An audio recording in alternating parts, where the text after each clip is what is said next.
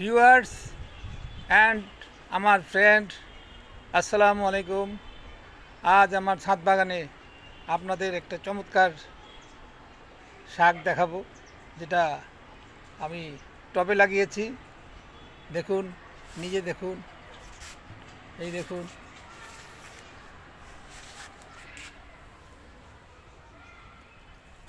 টবে শাক, বলুন তো কি শাক?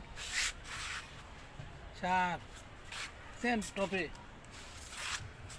টবে শাক, সব শাক, শাক, শাক। এই যে দেখুন শাক।